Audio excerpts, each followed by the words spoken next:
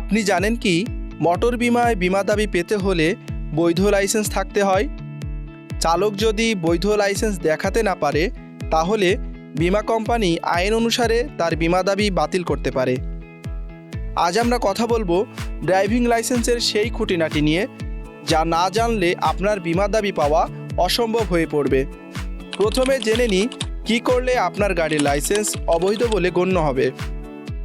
Driving লাইসেন্সের নির্দিষ্ট মেয়াদ থাকে, সময়ের মধ্যে এটি নবায়ন বা রিনিউ না করলে লাইসেন্সটি অবৈধ হয়ে যায়। আপনি যদি বিআরটি এর বদলে অন্য কোনো অসাধু উপায়ে লাইসেন্স তৈরি করেন তাহলে সেটি আইনত অবৈধ। ট্রাফিক নিয়ম ভঙ্গ করলে বা মাদকাসক্ত হয়ে গাড়ি চালালে কর্তৃপক্ষ লাইসেন্স বাতিল করতে পারে। ধরুন আপনার লাইসেন্স আছে হালকা যানবাহনের, কিন্তু আপনি চালাচ্ছেন ভারী ট্রাক। এই ক্ষেত্রে আপনার লাইসেন্স বৈধ হলেও আপনি হয়রানির শিকার হবেন। কোনো গুরুতর দুর্ঘটনা বা অপরাধের কারণে আদালত চাইলে আপনার লাইসেন্স স্থগিত বা বাতিল করতে পারে। এবার জানব লাইসেন্স বৈধ রাখার উপায়।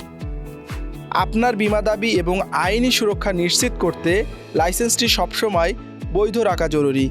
এর জন্য যা করতে হবে, মেয়াদ শেষ হওয়ার আগেই বিআরটিএতে আবেদন করে লাইসেন্স রিনিউ করে নিন। সরাসরি বিআরটিএ থেকে পরীক্ষা দিয়ে বৈধভাবে লাইসেন্স সংগ্রহ করুন। আপনার লাইসেন্সে যে ধরনের গাড়ি চালানোর অনুমতি আছে সেই ধরনের গাড়ি চালান। আপনি যত নিয়ম মেনে চলবেন আপনার লাইসেন্স সাসপেন্ড হওয়ার ঝুঁকি তত কমবে।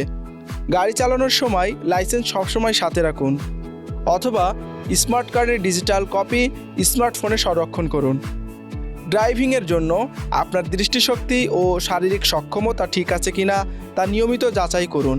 মনে রাখবেন, একটি বৈধ ড্রাইভিং লাইসেন্স শুধু আইনি বাধ্যবাধকতা নয়, এটি আপনার এবং আপনার সম্পদের নিরাপত্তা।